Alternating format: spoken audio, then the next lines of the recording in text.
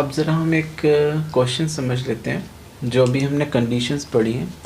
तो क्वेश्चन है मेरे पास, फॉर व्हाट वैल्यू ऑफ के will the following pair of linear equations have. 3 part में दे रखा है मैंने, unique solution, infinite many solution और नो सोल्यूशन।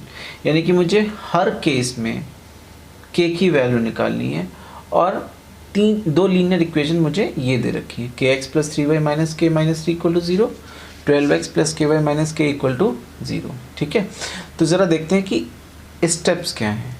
ठीक है, स्टेप्स करने से पहले जो आपको लीनियर इक्वेशन दे रखी है उसका आप फॉर्मेट चेक कर लीजिए। फॉर्मेट का मतलब है इस टाइप की दोनों इक्वेशन होनी चाहिए।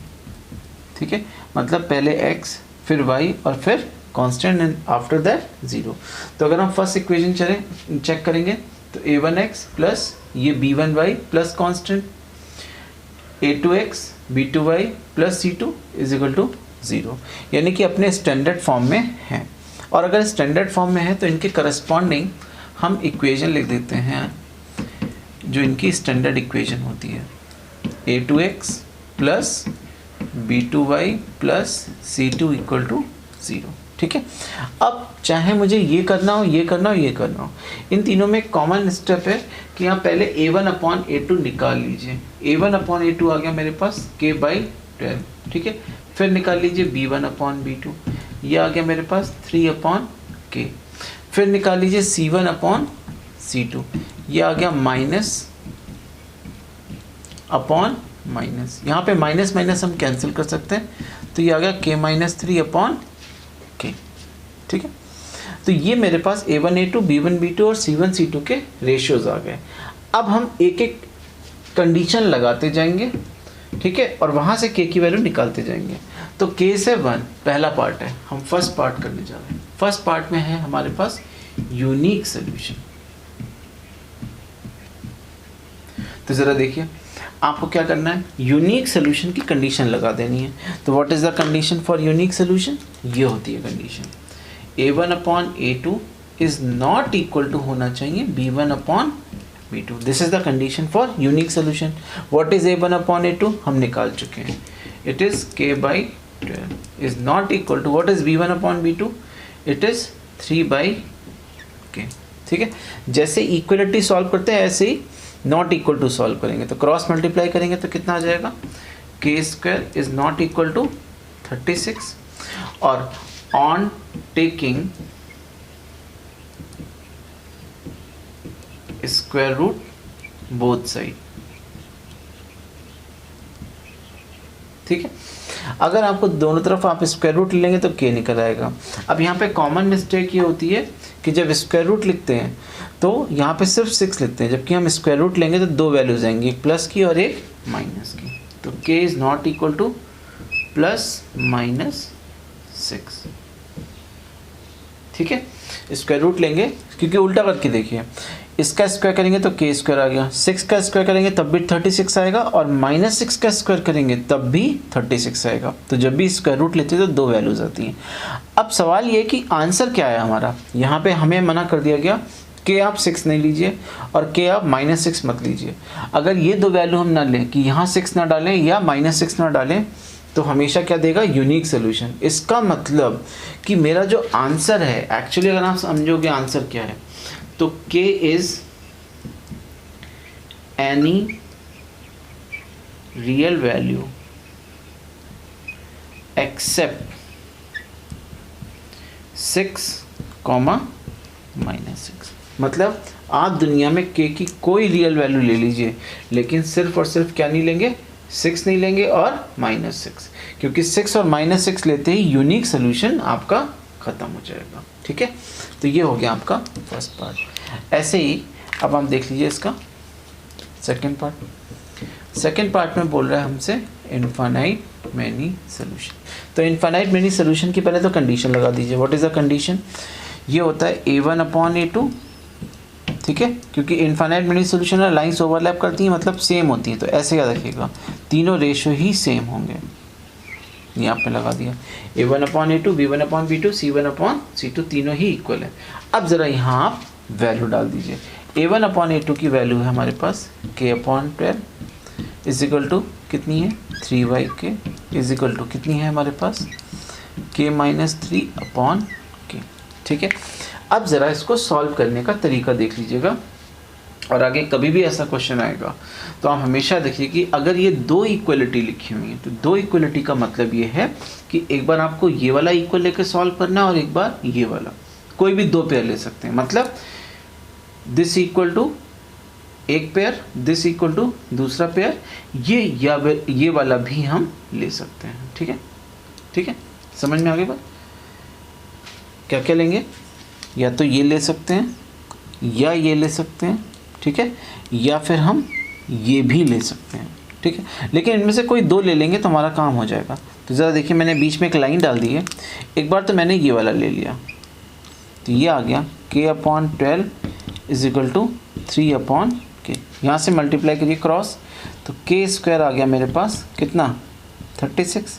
तो k की वैल्यू आ गई मेरे पास वही ±6। ठीक है, बिल्कुल ऐसे ही ज़रा इधर से देखिए सॉल्व करके क्या आ गया 3/k is equal to k-3/k। Cross multiply कर दीजिए, ये हो गया 3k। इसकी इससे कर देंगे, k को बाहर ही रखेंगे, बताऊंगा क्यों बाहर रखेंगे। उससे क्या होगा, जब मैं इसको इधर लाऊंगा 3k - k into k-3 equal to 0। अब देखिए यहाँ से k कॉमन आ जाएगा, तो यहाँ से रह जाएगा 3 - k + 3 इक्वल टू 0। तो एक तो आया यहाँ से k इक्वल टू 0, और दूसरा क्या आएगा 3 और 3 कितना हो जाएगा 6। तो यहाँ से k - 6 इक्वल टू 0, तो यहाँ से आ जाएगा k इक्वल टू 6। ठीक है, अब बहुत ध्यान से समझिएगा कि यहाँ से आपका आ रहा है +-6 और यहाँ से आ रहा है k की वैल्यू 6 और k की वैल्यू -6। तो आंसर क्या आएगा, आंसर आता है कॉमन पार्ट। कॉमन पार्ट मतलब ये चीज़ कि अगर आपके पास दो इक्वलिटी लगी हुई हैं तो एक इक्वलिटी से सॉल्यूशन निकालिए, दूसरी इक्वलिटी से सॉल्यूशन निकालिए, और जो दोनों का कॉमन पार्ट होगा वो हमारा सॉल्यूशन होता है। That is the meaning of and. And का मतलब होता है कॉमन पार्ट, और हमेशा कॉमन पार्ट ही सॉल्यूशन आएगा। तो ज़रा देखिए, यहाँ से 6 आ रहा है और यहाँ से भी 6 आ रहा है। ठीक है, लेकिन यहाँ से -6 आ रहा है, यहाँ से -6 नहीं आ रहा है, यहाँ से 0 आ रहा है, यहाँ से 0 नहीं आ रहा है। तो इसका मतलब क्या हुआ, therefore k is equal to 6 is a solution for infinite many solution. ठीक है, ये आपका सॉल्यूशन बनेगा किसके लिए, इनफाइनाइट मैनी सॉल्यूशन के लिए। ठीक है, ऐसे ही हम इसका थर्ड पार्ट देख लेते हैं। तो थर्ड पार्ट में बोल रहा है आपसे नो सॉल्यूशन। ठीक है, अब नो सॉल्यूशन की कंडीशन क्या है, नो सॉल्यूशन की कंडीशन होती है, ये देख लीजिए a1/a2 is equal to b1/b2 but not equal to होता है c1/c2।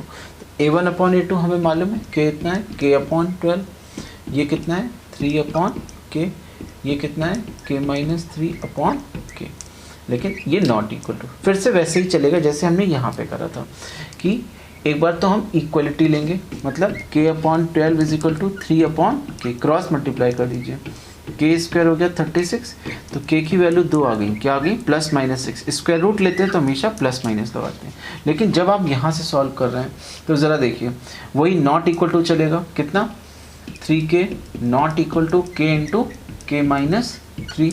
फिर से इसको इधर ले जाएंगे तो ये कितना हो जाएगा 3k - k into k-3 but not equal to 0।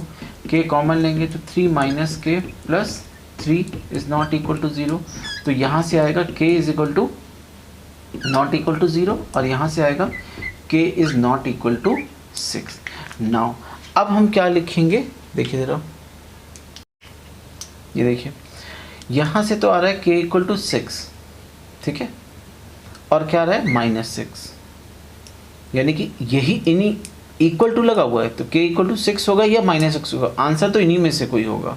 अब ज़रा देखिए यहाँ पे क्या बोल रहा है, यहाँ पे 6 को वो मना कर रहा है कि नहीं आप 6 ले नहीं सकते, तो 6 वाला हमें यहाँ पे छोड़ना पड़ेगा।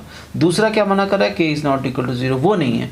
यहाँ पे क्या है हमारा, देखिए फिर से k इक्वल टू 6 है और क्या है k इज इक्वल टू -6, लेकिन यहाँ पे 6 मना कर रहा है, तो ये वाला चला गया। तो इस केस में कौन सा आंसर आ जाएगा, k इज इक्वल टू 6। तो therefore k is equal to -6 is a solution for किसके लिए, ये हो गया आपका नो सोल्यूशन।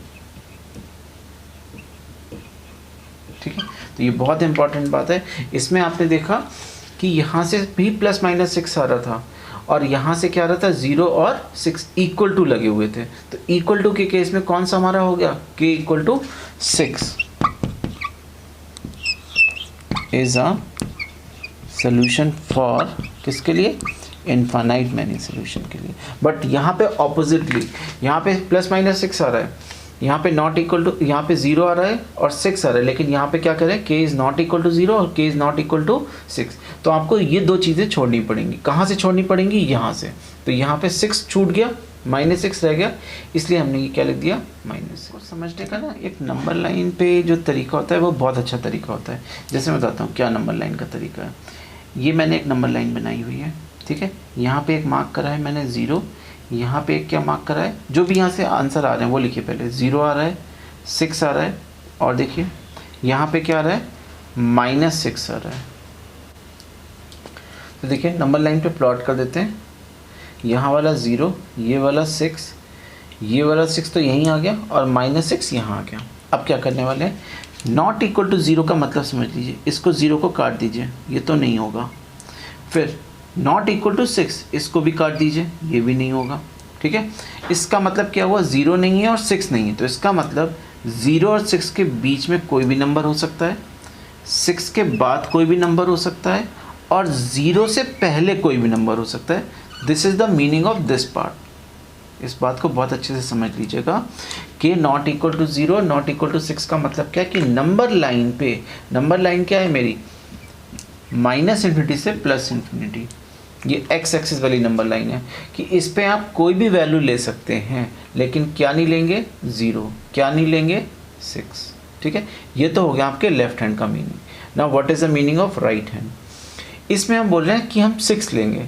6 कहाँ पे है, ये, लेकिन यहाँ पे हम 6 मना कर रहे हैं, तो ये तो इनवैलिड हो गया पॉइंट, ठीक है, ये तो गया। अब दूसरा क्या बोल रहे हैं, -6। तो अब ज़रा देखिए कि क्या -6 लिया जा सकता है। तो ये देखिए ज़रा यहाँ पे कि -6 लिया जा सकता है, क्योंकि यहाँ पे सिर्फ 0 मना कर रहा है और 6 को मना कर रहा है, बट -6 को मना नहीं कर रहा है। तो देयरफॉर हमारा यहाँ से सोल्यूशन क्या आया, k इक्वल टू -6, ठीक है। किसके लिए आया हमारा, नो सोल्यूशन के लिए, ठीक है। तो अगर आपको ऐसे समझ में आता है तो ऐसे समझ लीजिए, कि नंबर लाइन से समझ लीजिए, लेकिन ये चीज़ आप ज़रूर ध्यान रखिए कि इन दोनों के बीच में एंड होता है। एंड का मतलब होता है कॉमन। एक बार आप इधर से सॉल्व करेंगे, एक बार आप इधर से सॉल्व करेंगे, और जो भी कॉमन आएगा वो आपका आंसर। इसमें कॉमन क्या था, 6, क्योंकि यहाँ पे 6 बोल रहा है और यहाँ पे भी 6 बोल रहा है, क्योंकि इक्वल टू लगे हुए हैं। यहाँ पे 6 मना कर दिया उसने, क्योंकि यहाँ k इक्वल टू 6 लिखा है, और यहाँ पे क्या बोल रहा है, k is not equal to 6, तो 6 नहीं लेंगे। यहाँ पे 0 मना कर रहा है, तो 0 नहीं लेंगे। लेकिन यहाँ पे बोल रहा है k इक्वल टू -6, तो क्या लेंगे, -6। This is the common part, ठीक है। नाउ नेक्स्ट क्वेश्चन देखते हैं। For what value of a and b will the following pair of linear equations have infinite many solution. ये अगेन आपको दो लीनियर इक्वेशंस दे रखी हैं, ठीक है, और इसमें हमें a b की वैल्यू निकालनी है कब, अगर ये इनफाइनाइट मैनी सॉल्यूशन रखते हैं। तो स्टेप्स हमारे वही हैं। सबसे पहले तो एक जनरल इक्वेशन लिख लेते हैं। अब जनरल इक्वेशन हम लोग यहाँ पे क्या लिखेंगे, ज़रा देखिए ध्यान से, a1x प्लस b1y। लेकिन एक प्रॉब्लम है, इसमें कांस्टेंट इस तरफ दे रखा है, तो इस चीज़ से फ़र्क नहीं पड़ेगा, हम यहाँ पे भी कांस्टेंट इधर लिखेंगे। लेकिन अगर फर्स्ट इक्वेशन में कांस्टेंट राइट साइड में, तो सेकंड में भी राइट साइड में होना चाहिए, एक लेफ्ट एक राइट नहीं होना चाहिए। अगर ऐसा है तो आपको दूसरी तरफ लेके जाना पड़ेगा। दूसरी इक्वेशन देख लीजिए क्या आएगी, ठीक है। क्या कंडीशन पे फर्क पड़ेगा, कंडीशन है हमारे पास इनफाइनाइट मैनी सॉल्यूशन की, जो हमने पढ़ी हुई है, a1 upon a2 is equal to क्या पड़ा हुआ है, b1 upon b2 is equal to क्या पड़ा हुआ है, C1 अपॉन C2। लेकिन ये कब पड़ा हुआ है, जब हमारे C1 C2 इस तरफ होते थे। तो एक बात बताइए, अगर मैं इसको इस तरफ ले जाऊं सपोज, तो ये हो गया -C1 और ये हो गया -C2। जब डिवाइड करोगे तो दोनों माइनस माइनस कैंसिल हो जाएंगे। ऐसे ही अगर मान लो C1 इधर लिखा हुआ था इक्वल टू 0 प्लस C2 लिखा था इक्वल टू 0, इसको इधर ले आए तो ये हो गया -C1, ये क्या हो गया -C2। अगेन जब दोनों को डिवाइड करोगे तो क्या हो जाएगा, माइनस कैंसिल। तो इस चीज़ से फ़र्क नहीं पड़ता है कि अगर दोनों कांस्टेंट इधर लिखे हुए हैं तब भी आप सेम कंडीशन लगा सकते हैं, और नहीं तो आप इसको भी इधर ले जाइए इक्वल टू 0 लिखिए, इसको भी इधर ले जाइए इक्वल टू 0 लिखिए, तब वो माइनस के आएंगे तब भी कैंसिल हो जाएंगे। तो इनफाइनाइट मेनी सोल्यूशन की कंडीशन चेंज नहीं होगी। लेकिन फिर से बोल रहा हूँ कि एक लेफ्ट एक राइट नहीं होना चाहिए, ऐसे इक्वेशन नहीं होनी चाहिए कि a1x plus b1y plus c1 equal to 0 और दूसरी हो a2x plus b2y equal to c2, तब गड़बड़ हो जाएगी। तो अगर दोनों कांस्टेंट या तो दोनों लेफ्ट में हो या दोनों राइट में हो, कंडीशन आप यही लगा सकते हैं। ज़रा देखिए कंडीशन अगर लगा दी हमने, a1 कितना है मेरा 2, ठीक है, a2 कितना है मेरा a माइनस b, b1 है मेरा 3 और b2 कितना है मेरा a plus b is equal to, देखिए कितना है c1 7 और यहाँ पे ये कितना है 3a प्लस, ठीक है। अगेन आप देख रहे हैं दो इक्वल टू के साइन लगे, और दो इक्वल टू के साइन लगे तो क्या करते हैं, दो कंडीशन बनाते हैं। एक बार 2 upon a minus b is equal to 3 upon a plus b लेके बनाएंगे, क्रॉस मल्टीप्लाई कर दीजिए, कितना आ जाएगा यहाँ से 3a minus 3b is equal to 2a plus 2b। a को इधर ले आइए, b को इधर ले जाइए, तो a इज इक्वल टू आ गया 5b। एक तो हमारे पास ये कंडीशन आ गई। दूसरी देखिए यहाँ से 3 upon a plus b is equal to 7 upon 3a plus b minus 2, इसकी क्रॉस मल्टीप्लाई करिए, ये कितना हो गया 7a प्लस 7b, इसकी इससे करिए 3 3 9a प्लस 3b माइनस 6, इसको इधर ले आइए, कितना हो गया माइनस 2a, 3b को इधर ले आइए, कितना हो गया plus 4b is equal to कितना है मेरे पास -6। आप चाहे तो इस पूरी इक्वेशन को -2 से डिवाइड कर दीजिए। ज़रा देखिए -2 से अगर हम डिवाइड कर देंगे तो ये हो जाएगा a माइनस 2b और ये प्लस इज इक्वल टू कितना हो गया 3। ये आ गई मेरे पास सेकेंड इक्वेशन। ज़रा ध्यान से देखिए, a और b में दो लीनियर इक्वेशन बन गई, इनको हम सॉल्व कर लेंगे। a की वैल्यू को इसमें सब्स्टिट्यूट कर दीजिए। कैसे, देखिए ज़रा, a minus 2b is equal to 3 है, a की वैल्यू डाल दीजिए यहाँ पे 5b, तो 5b minus 2b is equal to 3, यहाँ पे क्या लिख देंगे from equation 1, 5b minus 2b कितना हो गया 3b इज इक्वल टू, क्योंकि हमने a की वैल्यू सब्स्टिट्यूट करी तो उसको सब्स्टिट्यूशन मेथड भी बोलते हैं। तो b की वैल्यू कितनी आ गई मेरी 1, और इस b की वैल्यू को मैं फर्स्ट में डाल दूंगा। तो देखिए फ्रॉम इक्वेशन नंबर 1 कितना आ गया, a is equal to 5 into 1, तो a की वैल्यू कितनी आ गई मेरी 5, तो therefore a is equal to 5 comma b is equal to 1 is a solution for infinite many solution. ठीक है, तो बहुत आसान होते हैं क्वेश्चन, बस आप थोड़ा सा ध्यान क्या रखेंगे कि कंडीशंस याद रखनी पड़ेंगी, और साथ में वैल्यूज जब सब्स्टिट्यूट करेंगे तो वो उनके प्लस माइनस ध्यान रखेंगे, क्रॉस मल्टीप्लाई करेंगे, दो इक्वेशन बनेंगे और दोनों को बहुत केयरफुली सॉल्व करेंगे, तो आपका आंसर कभी गड़बड़ नहीं आएगा। ठीक है।